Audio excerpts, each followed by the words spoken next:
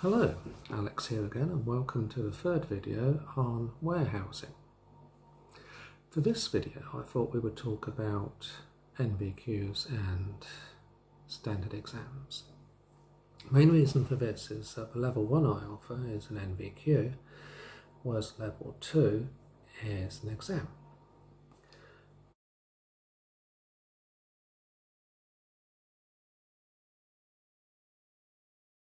So you've all sat exams of one form or another in your lives, but what exactly is an NVQ? Not very qualified, as some people have said? Not really. So in order to explain about how assessment works and what it's about, we need to look at some of the history of the NVQ. The main instigator for bringing in a national framework for qualifications was Europe, or at least the free movements of goods and people. Let's say that you wanted to go and work in Germany. You turned up for the interview with your English certificates, let's say Sitting Guilds this, a Pitman that, an RSA this, that or the other. A poor, confused German manager hasn't got a clue what all of this is about. Now in the UK we have something for the Foreign Office where you can pay to have an equivalency statement made on your foreign qualifications, and you would have had a similar sort of problem there going to work in Germany or France or Spain or what have you. So what they needed to do was devise a common framework that all the examining boards used for vocational work, so that you could go and work in Spain, in Germany, in France, or any of the member states.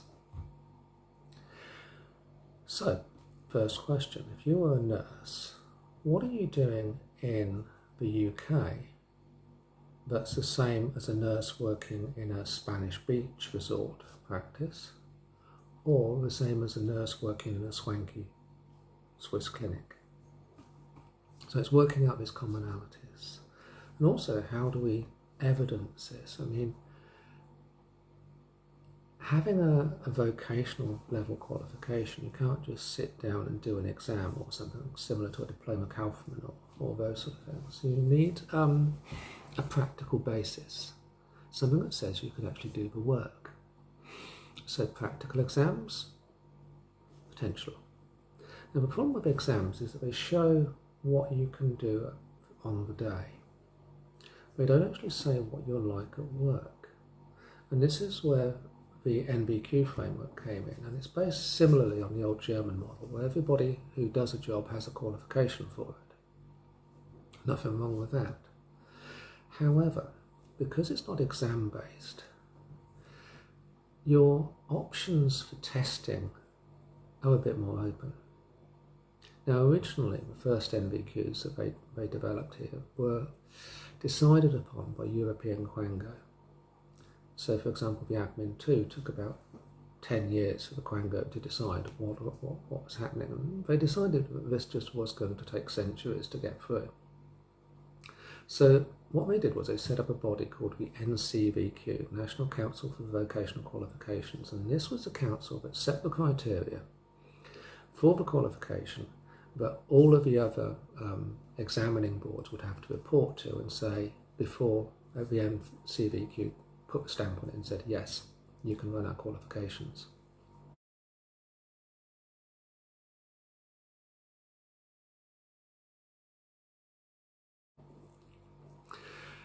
So, how do I then prove that you're competent?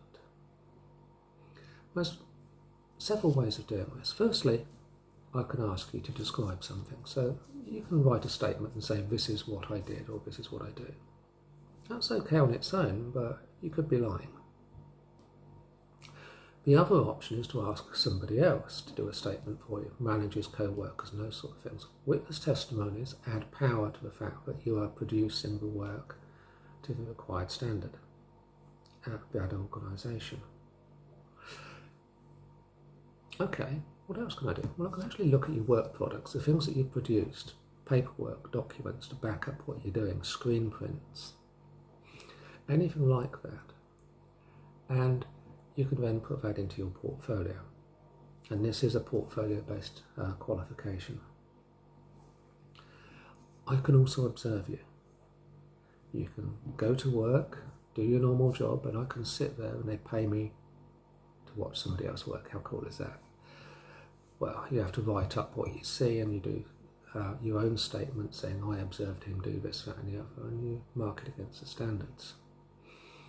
We can do other things with video or audio, things like professional discussion. Now, professional discussion takes a lot of setting up, but what it is, you sit the student down in front of a camera like this.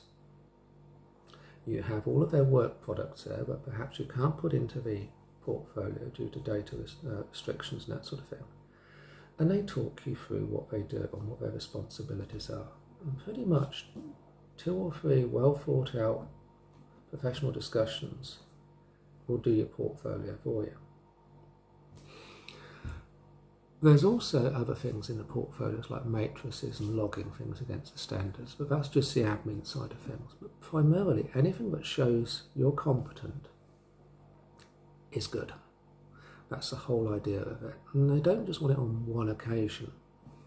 There's a big thing about over a period of time so that we can see that you're consistently delivering the same stuff over a period of time. So unlike an exam, it's not how well you're doing on the day. It actually shows what you do, and unlike an exam, these qualify you to do the job.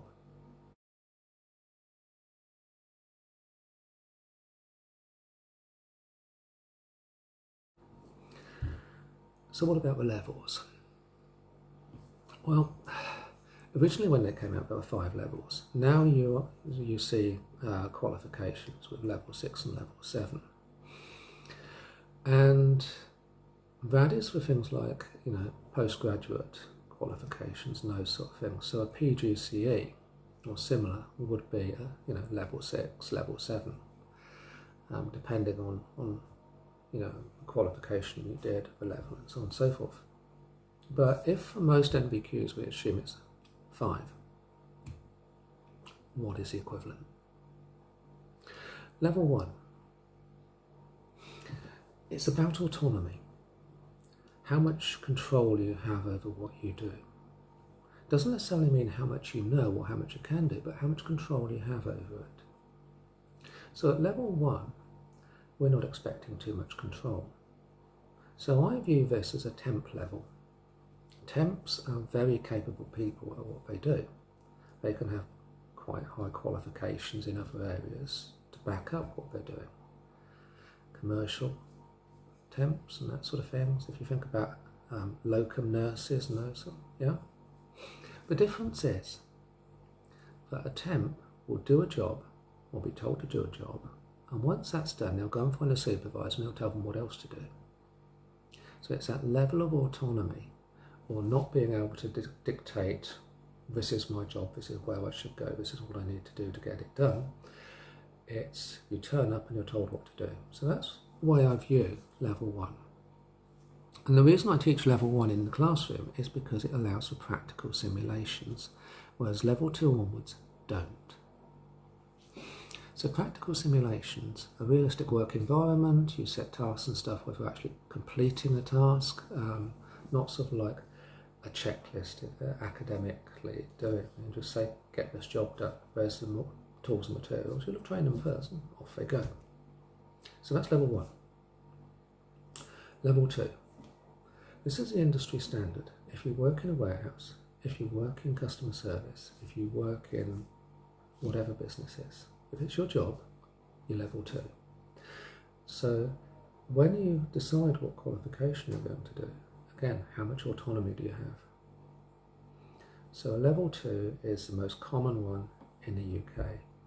And even managers or doctors or those sort of things, quite senior people, most of what they do is level 2 work. Level 3. This is traditionally where the management structure starts. They do a team leading too, but level 3 is management, always has been, or a senior level. So if you think about the IT 3, you don't necessarily have to implement new procedures or manage staff or have a team of IT people. It's an advanced level. So it means you can make more of the bells and whistles work. With customer service, again, you don't have to be in charge of a team, but you can cut more deals, you're more knowledgeable. Level 4. HND, non-honours degree level, out there, I suppose, but it's primarily a more senior management role. More senior management role in that you're perhaps a department head as opposed to a team leader, that sort of thing. So you manage, you have a team. Level 5, boardroom. And unless you're in a boardroom, level 5 is not for you. And that's an important thing. I could teach you level 5. The downside is, unless you can produce the evidence for it, you won't get it, because I want those same witness testimonies, observations, and so on and so forth. So you can do the theory, but you will never get the NVQ without it. Okay, so an NVQ is practical, it's built into these levels, but this presents a bit of a problem for academia. Remember I said it's about HND level? This is the problem. How do I take all of these people getting these vocational qualifications and decide whether they can then go on to my course? Well, obviously, an NVQ2 in warehouse isn't going to get you onto an astrophysics course, but an NVQ in business administration could quite easily get you onto a degree course in business, or at least help with UCAS points. And what happens with this person who has never done too well at school or college, but now has these level 2 qualifications? And this presented a problem, an equivalency problem for the traditional schools and colleges. In fact, schools and colleges had a bit of a problem to start with the NVQs. You see, the training centres got it right. They brought in people from business to deliver these qualifications, and you had very skilled people with 20 or 30 years experience working in fields that could then deliver. So they were able to deliver quite quickly when these new qualifications first came in, late 80s. Colleges were still thinking chalk and talk. I saw some schools trying to deliver an admin 2, for example, by offering little Johnny and Flossie some time on the school reception. Whoop-de-doo. Yeah, a morning on school reception isn't going to do it. So, and the problem was that schools and colleges were trying to churn these people out, and industry weren't buying it because they were still into the chalk and talk model. And this is why they introduced a GNVQ. It's a school and college friendly version of classroom college type classroom based qualification that the schools and colleges could deliver in sixth form, no problem. Back to the equivalents. What they came up with: level 1, intermediate GCSE, D to G range. Level 2, now when the government is talking about every school child must leave school with a level 2 qualification, what they're talking about is 5 GCSEs at C or above. So if you think of the level 2 qualification as a GCSE A to C level, you're about in the same ballpark. Remember, these are composite qualifications with modular units. Okay, so level 3s have got people onto university courses. So by definition, it must be a couple of A levels, at least an A level, but usually if it gets you straight on it, because it's a good fit to the degree, 2 A levels. Level 4, as I said, non-honours degree, HND level. Level 5 is the Masters. So that's what the qualification is in its history.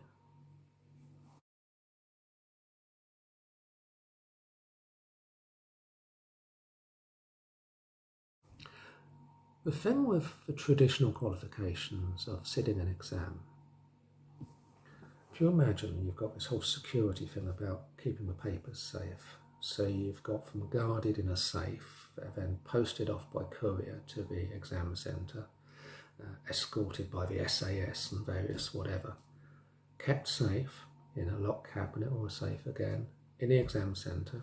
Students come in, grand opening, bang, bang, bang, bang, in a locked room, nobody's talking, we're doing the exam for an hour or two, covered up, put back in the safe, couriered back to the examining board. So that way they know from the identification for the students and from the exam conditions and the security protocols, well, this is the student's work and this is how they've done the day. And this is how you say, this is how I know my exam is valid.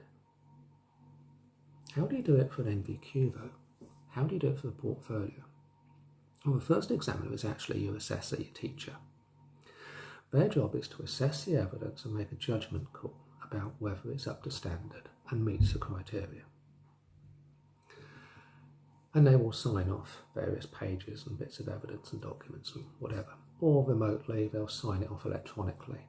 And that's the other thing with these, you can do remote portfolios. Paperless portfolios work very well for this qualification. You can even upload videos for your assessor to look at, having not been in the workplace, but make a judgment on your competence based on the video of you working that your colleagues did for you. So that's good. So the assessor is the first examiner. You then have something called an internal verifier. Now, internal verifiers aren't mandatory, but they are smart. So an internal verifier will look at the portfolios that the assessor has submitted, judge them against the standards by sampling them, and make recommendations for improvement or pass them. You then keep all of your portfolios on site until the external verifier comes out. Now, if you've got direct claims, you can actually send for the certificate as soon as the IV's okayed it. But if you don't have direct claims, you have to wait for the EV to come out and visit. Even if you've got direct claims, you keep the portfolios there until the EV comes out and checks and makes sure that you're doing everything that you should be doing. And the EV, or external verifier, works for the examining board. So that's your exam there. And the reason why NVQs get the same respect as you will as a traditional exam is that rather than have the security detail and safes and stuff, you've got 3 experts looking at the work and saying you're competent. And that's how that works. Now, how long? Depends on the qualification. You know, if you're looking at a traditional school or college, they will hook it into the term time system. And so therefore it will take a year for level 2. However, if you're not hooked into the term time system and the college or centre that you're at does a roll on roll off system, the level 2 could be turned around in 3 months, easily 2 to 3 months. But it's got to be to standard.